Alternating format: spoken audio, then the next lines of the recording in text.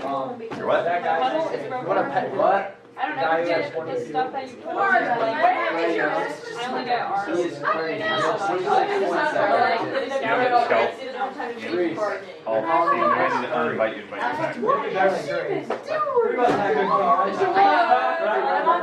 Are we in? So I mean, It'll calm the fish down. Are we gonna get homework tomorrow? Yeah, but that guy also was leaving in the Yes. sixth. Yes. No one. Let's do it. That is him lying. Yes. Alright.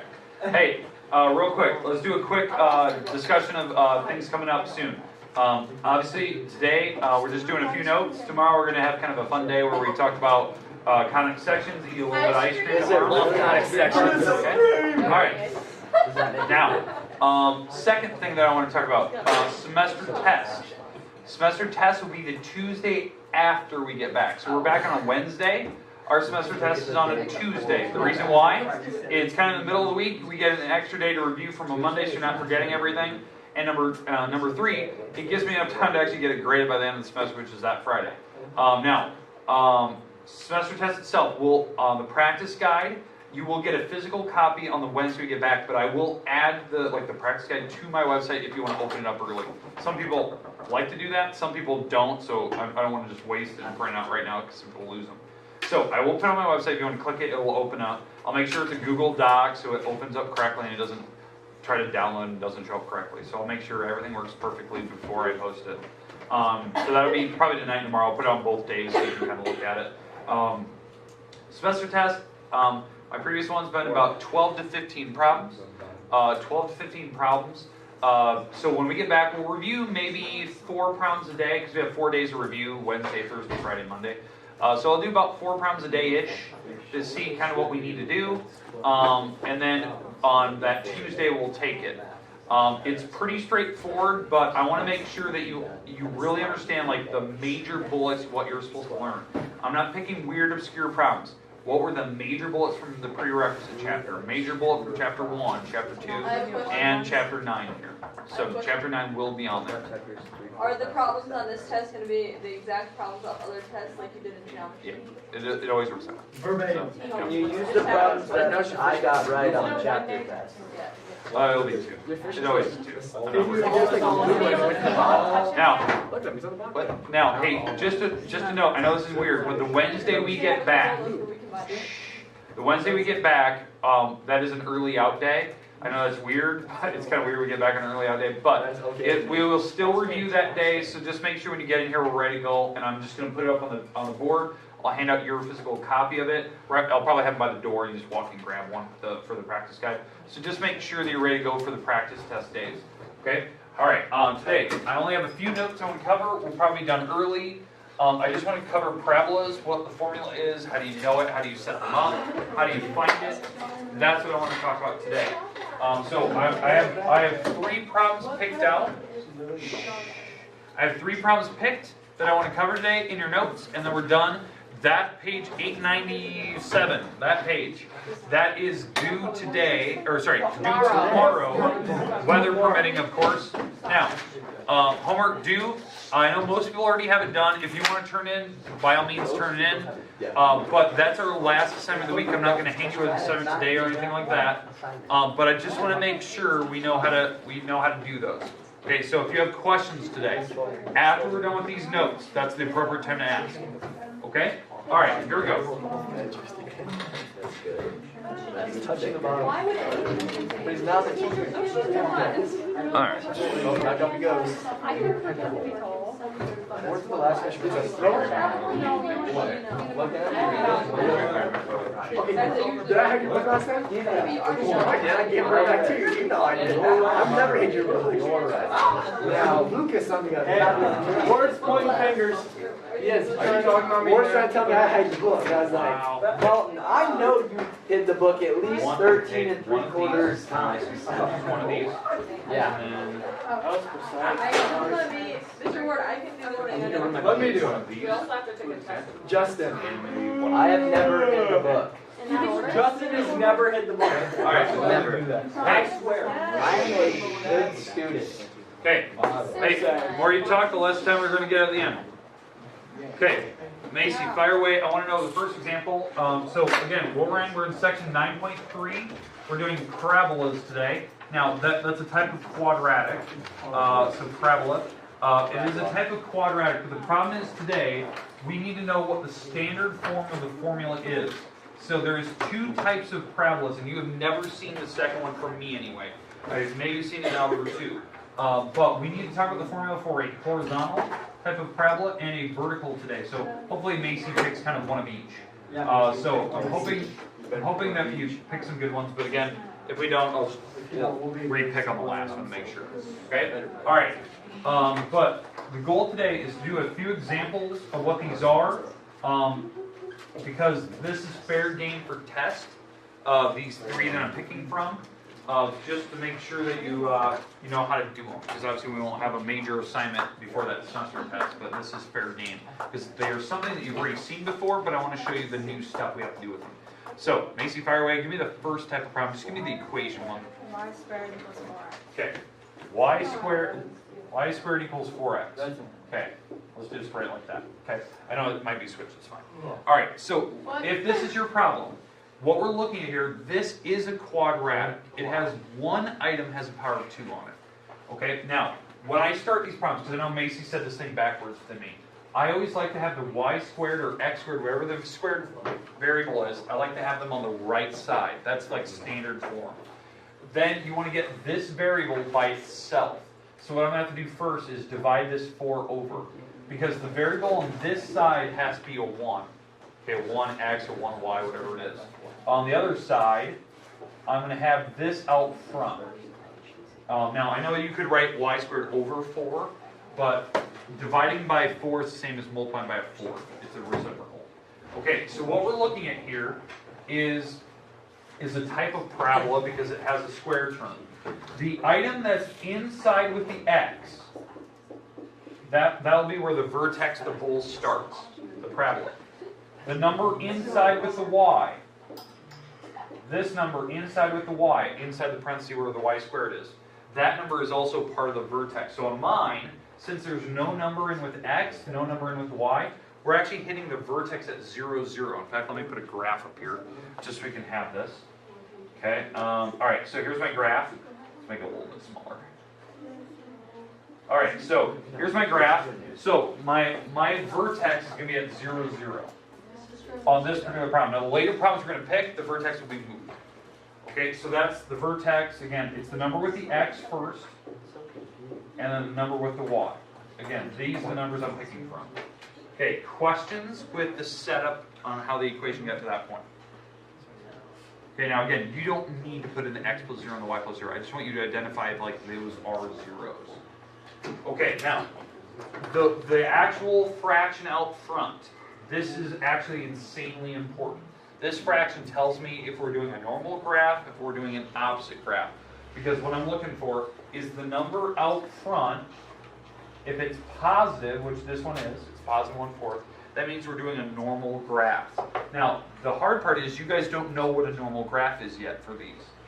Since this is a y squared graph, okay, the actual parabola, since we've never seen these, for me anyway, since it's a y squared, the graph is actually turned sideways. It's actually sideways. And since it's positive, it's going towards positive infinity like this. Oh, it's at 1, 2. Okay. How I know that? The y squared, the numbers are going up and down, like, or the branches for the parabola are going up and down because it's y squared. It always goes along the axis that isn't squared. So like this is the x, so the branches are not going to hit that x twice. It's going to hit, in theory, it would hit the y twice because of the y squared. So that's how I think of it. Because if this thing is shifted down, it would hit the y-axis twice. That's just how I think of like the power of 2. I know that seems a little goofy, but that's just how I imagine it. Okay? All right, so we have the vertex. We have roughly where the parabola, the branches are going. And again, there's only one picture. And now the last thing we have to do, even though we have kind of a rough sketch where that thing is going, and it's not even exact. I would have to set up a table if I want to be really precise, which I would not expect you to do. The last thing we have to do is do the focus on the inside, because this is like a bowl. So we have to put the focus on the inside, so it's like a satellite dish. There's a dot in here where the eye would be. And then there's a dish, like a plate, that it sits on. So to figure out where the point is and where the plate is, the plate's always on the bottom of the bowl. So I know the plate's going to be over here somewhere. you have to use this fraction to find it.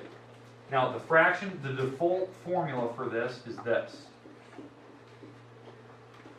This is the default formula for a parabola. The number on the bottom, this number, the 4c, the c number is the distance to the focus and the distance to the directrix from your vertex.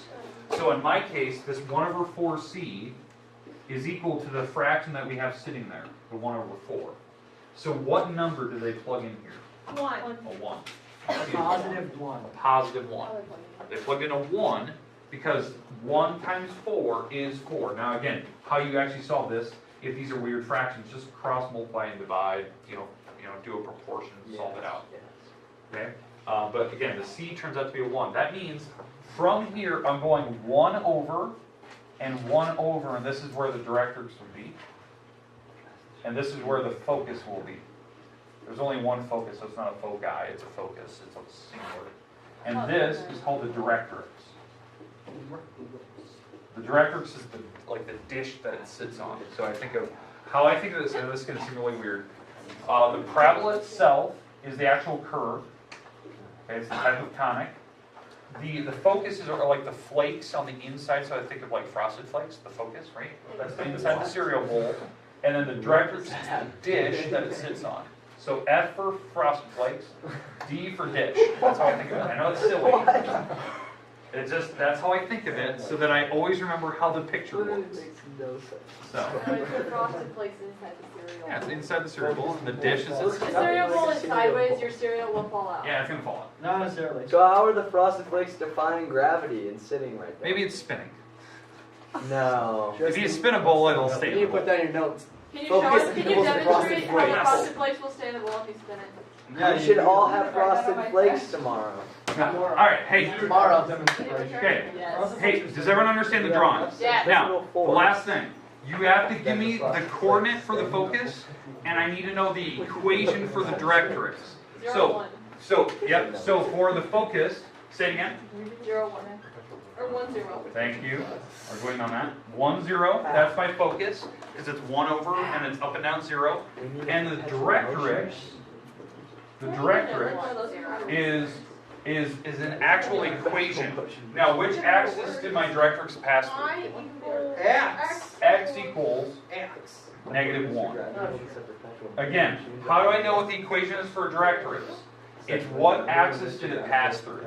So it's passing through the X, and you have to tell me which number did it hit -1. Because it's going up and down. It doesn't have two variables in it because it's not hitting two axes. Right? It's hitting one. So, is there any questions with all the parts?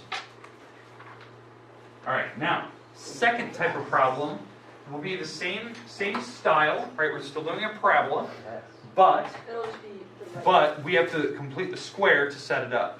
So now it's going to be a little bit ugly here. These coordinates, this thing is going to move. So we're not going to put it at 0, 0. And hopefully we can do one maybe vertical. I don't know. We'll see. Okay, so Macy, pick one out. When you pick one, try to pick one that has an x squared in it. So we can see a vertical. X squared plus 8x. Why are you littering on the floor? Minus 4y plus 8 equals 0. Like that? No, plus 8. Plus 8. Okay. Alright, second problem, I'd like you to have this one written down. This one will take a little more time. This one we have to complete the square because it doesn't look like this. It's not in what they call quote-unquote standard form. And again, I'll switch. Now in this particular problem, it's not turned sideways. The reason why I know that right away is that the x is squared. So this thing is a vertical type of parabola where the x is squared, so that means my branches potentially go through the x-axis twice, because the x has a power of 2. So that means it's going to be turned the other direction, so it's going more up and down. Okay, so we're gonna go through this. Okay, does anyone still need this last problem though? I think Ray was still writing it down. Yeah, he looks like he's really ready. That's what the word is. All right. Okay. Okay, so let's go through that problem right there. Let's complete the square. So I'm going to move things over to the other side. I always like to have the x squared on the other side. I always like to have it on the right. So the x squared is going to move over, it becomes negative. The 8x will come over to the other side, it'll become negative. and then the 4y and the 8 will be left alone. Because I want to have just the squared item on the other side with any variables that have that same letter. So the trick was to move the x and the x squared over. I don't care that they're negative. Okay, first thing, if we're going to complete the square, we have to factor out the number that's in front of my x squared term. So I'm going to pull out the -1.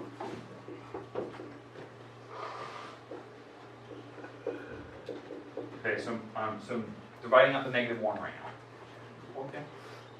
Now we have to complete the square where we have to take half the middle and square. Plus 4, So, 16. yep, so half the middle is 4, squared is 16, and you take that number times the number out front, and that's what I add to the other side. So we're actually adding a -16 to the other side, because it's half the middle squared times the number out front, Have them at one. added or subtracted to the other side. Okay, so at this point, here's what I have. So if I actually write this down and I simplify it, I have a -4y minus 8 equals -1, and then this side can factor apart. It's x plus 4, x plus 4. Hey, stop talking, you're annoying me. Okay, so I factored it apart. Okay, so now we're almost to standard form. The last step that I have to do is I have to get this y by itself. The first letter on the left side has to have a 1 out front, so I'm going to divide everything by -4. Everything, both sides by -4. That way it gets the y by itself. So this will be the standard form of this equation. So if I divide everything by -4, I get a y. -8 divided by -4 is +2. And then the -1 on the other side divided by -4 is 1/4. Because the negative signs would cancel. Because again, I'm doing this. I'm dividing everything by -4. And yes, that whole side is one item. So when I divide it by 4, it just stays up front. And so this is x plus 4 squared. Okay, so on this particular problem, now we're in standard form. I can read off what my vertex is. I can eventually see that the branches are going up or down. We'll see that here in a minute. This is a vertical type of problem, so that the branches go up and down. But the first thing we have to start with, we have to figure out where we're going to start the bowl at. So the vertex, where the V starts. -4. Okay. Well, -4, exceptional math. -2, right? So -4, -2. So here's the vertex. That's the start of my parabola. Now, which direction is it going, up or down? Yeah, it's up. The reason why, this fraction is positive, so it's going towards positive infinity. So that means we're going up. Now we can figure out the x-intercepts, we can figure out the y-intercepts. I don't really care, I just want to get a rough sketch where this thing's going right now. So it's definitely going up, because it's going towards positive infinity, that's the number out front of your square term. And then we need to figure out where the vertex is, and where the directrix would be, and give me the coordinates for them. So, what we have to figure out now is the 1/4c, that's the number that's usually out front of this formula. That's equal to your 1/4 on your particular problem. So my c has to be a 1 again. Wait, never mind. Okay, because the generic formula is always this. This is how the book always puts it.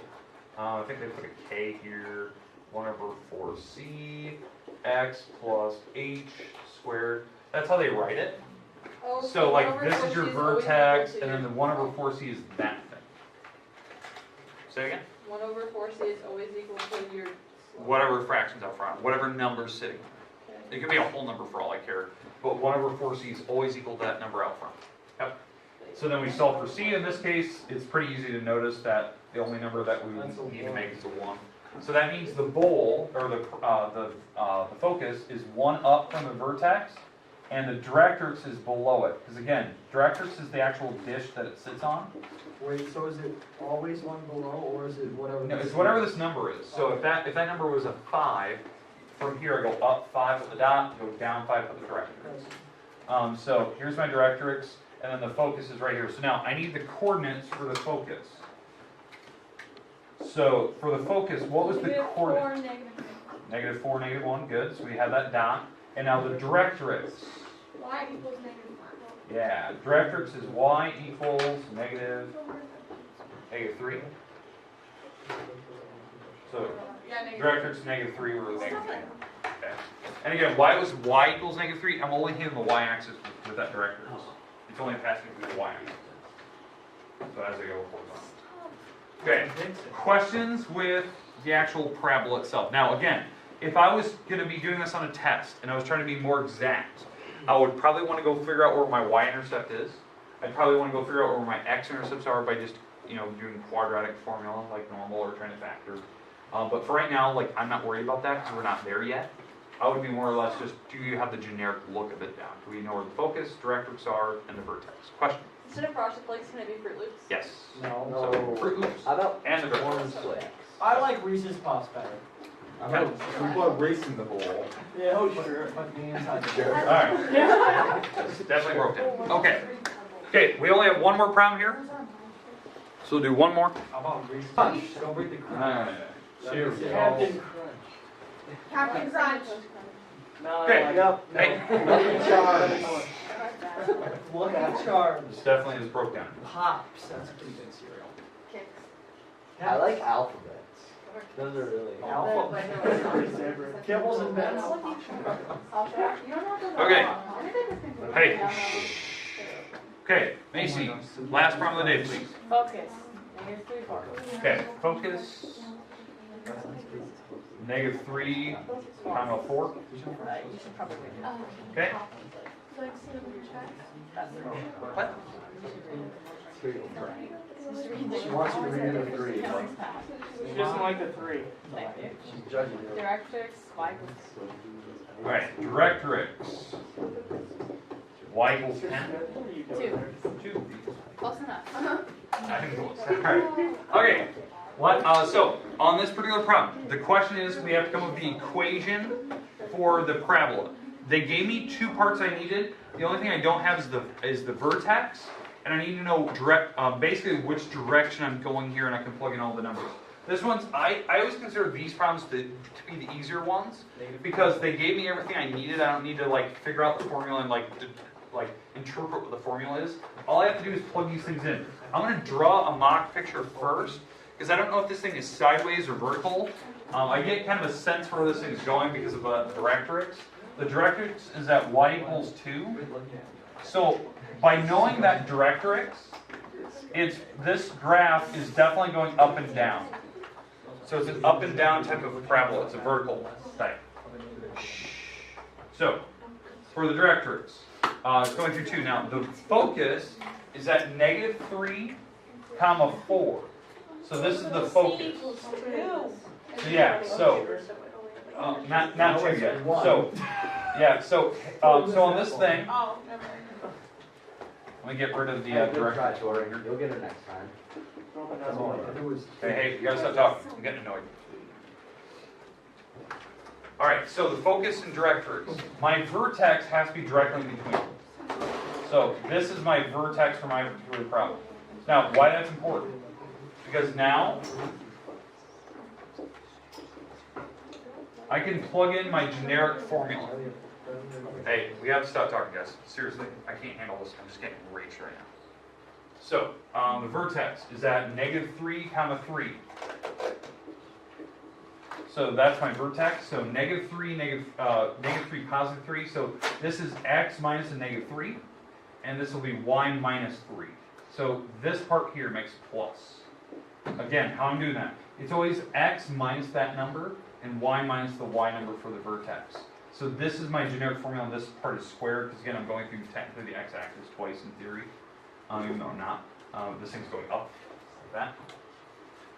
All right. So now that we know that, now the distance from the vertex to the focus, that is my c number. So in this case, it's 1. That's the difference. The distance from vertex to focus is 1. So when I plug in my generic formula, I need to make sure that it's positive because we're going up to positive infinity. And when I plug in my 1, I have to make sure that I plug it in here. And what's 4 times 1? 4. 4. And so my final formula here is this. 1/4 x plus 3 squared. So there's your generic formula. That's what they wanted. But I have everything kind of labeled. I don't care about y-intercepts or anything like that. I just wanted to get a generic look at what the formula is from the numbers that they provided me. And I had to do a rough sketch. Okay, we're done for the day. That's all I wanted. Homework due tomorrow, page 897. Make sure you're working on it. If you're done, you can turn it to the basket. I know some people have already done that. Now, warn you, Semester test is the Tuesday after we get back, so practice guides will be online. Number 2, for your guys' grades, I know some people will turn in some late work and some redo tests and whatnot. Those will be entered in over break. For you guys, I would expect your guys' grade to be updated by next Wednesday for you guys, because I'm going to go in order of classes. So I'd expect by next Wednesday, Sunday, Monday, you don't even need to check, because I'm not even going to look at the grade book on Monday and Sunday. But by next Wednesday, your guys' grade should be up to date, so you can kind of check it out and see what you're missing. I will send you a personal email if you're missing anything for me to warn you. If it's an excessive amount, I'll email your parents, but I don't think so. For you guys, it's pretty good. You should usually like one assignment. But I'll make sure that assignments are due before the semester test. Any missing stuff. That way, it would be pointless doing it after. So all work will be due, the Monday before semester test stuff, and I'll email you if you have anything that's missing. If you've already done redo assignments, you can turn them in. I'll make sure I enter those over break and stuff. So keep that in mind. So, okay. All right.